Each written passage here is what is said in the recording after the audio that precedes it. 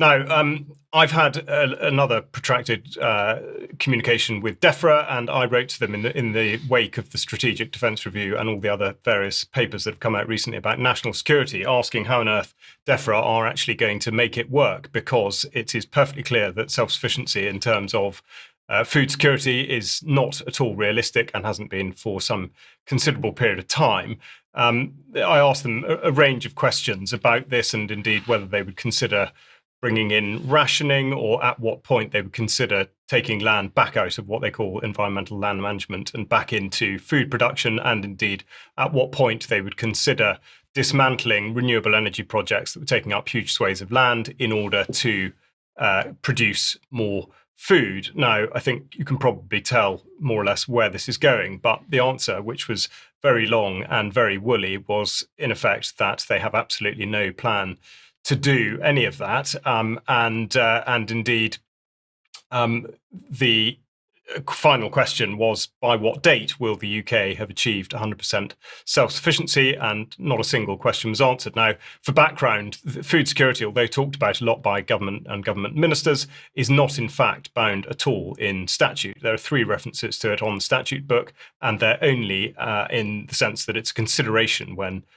drawing up environmental land management or nature recovery schemes. So they said that they are engaging with the wider resilience and CNI community, talking about this critical national infrastructure, which of course is exactly how space is being regarded. So all these sorts of phrases used with gay abandon, saying they're aligned to the Ministry of Defence to ensure that impacts on the food supply are considered, and that there is contingency planning going on and all that kind of thing.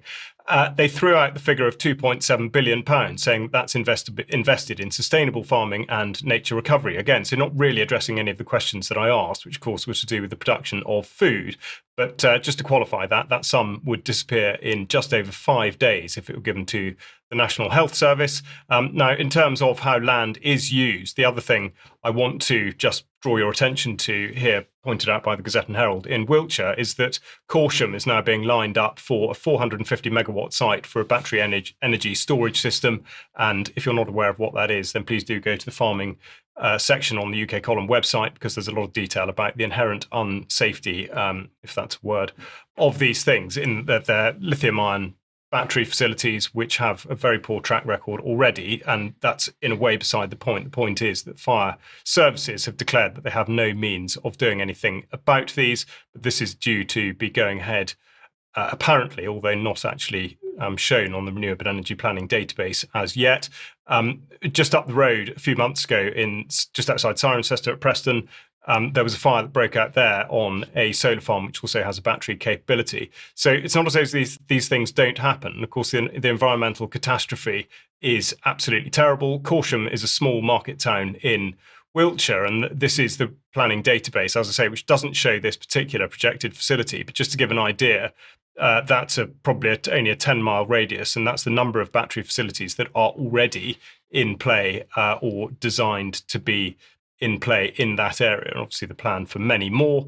Now, on a related note, in terms of land that's being taken away, we've got the Ministry of Housing, Communities and Local Government talking about the sale of allotment spaces, which was a story that reared its head a couple of weeks ago with Angela Rayner, supposedly the demon in the piece, saying that that land could indeed be sold by local governments, local authorities. Now, there's some controversy about this, but the blog post says that for the sites to be sold, councils must get approval from the department, and they can only be sold where this is absolutely necessary and where the legal threshold is met. Well, of course, it entirely depends on the very subjective nature of that point as to whether this will happen or not. Now, just to highlight the extraordinary sort of inconsistencies and absurdities and inefficiencies of it, there's one instance where an application by Elstree and Borehamwood Town disposed of 54 allotment plots in order to construct 186 homes.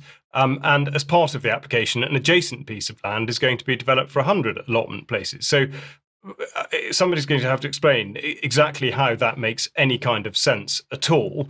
Another issue we've talked about a lot in terms of resources and indeed access to land is artificial intelligence, which is taking up increasing amounts of land. Of course, we talked about Stargate and the project in Abilene in Texas, which is reported here by the Austin Chronicle. And they've got the picture, really, that these sorts of facilities, this is the projected setup for Stargate, is going to be taking over vast tracts of land. But the issue here is one concerning water, which of course is to suggest that water is going to be prioritized for artificial intelligence, something I was talking about just the other day, but is not being confirmed by any government department in the UK. But it does look like the Austin Chronicle is on to something there. And then we're going to go to Nova Scotia in Canada, where there's been an exercise of powers, which is really normalizing the restriction of control of access to land. So in effect, what's been happening now is that the minister has been prohibiting access to the woods on the basis that there is a risk of fire. And there, the quote on screen there, the minister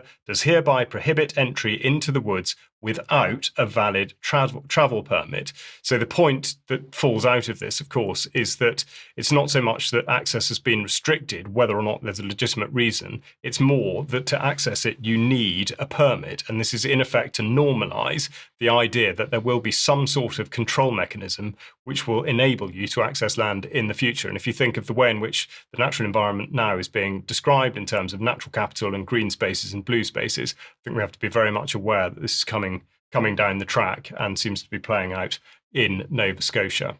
Yeah.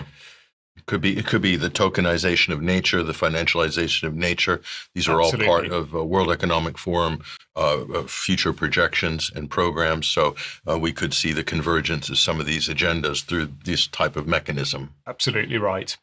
Now, but to cheer the mood and to set you up for the weekend and to create more of a buzz about our event happening in October, I'm very pleased to announce that our first speaker that we are going to be talking about is Andrew Wakefield. Dr. Andrew Wakefield will be speaking at our event in York, and we are extremely excited about this. Andrew Wakefield, of course, almost single-handedly responsible for changing the way in which a huge number of people in the world think about vaccines specifically, but also pharmaceutical products in general. And indeed, he's going to be talking about what happened to him with his career after exposing what he'd found back in the 90s pertaining to vaccines, but also about a film that he has produced in recent years called Protocol 7, which we've talked about before. And I'm very pleased to say that if you have bought a ticket, you will have digital access to Protocol 7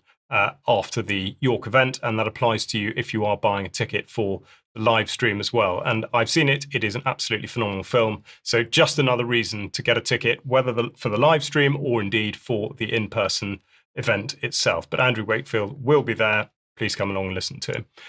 On that note, we will close out the programme. So I'll say thank you very much to Patrick for joining me in the studio. Very many thanks to Kit Clarenberg, and please do go and follow his material via all the various links in the show notes, and indeed to Willsey with another excellent report.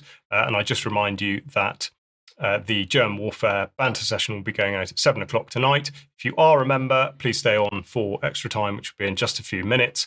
And indeed, have a lovely weekend. And please join us for the news programme on Monday at 1 o'clock. Bye-bye.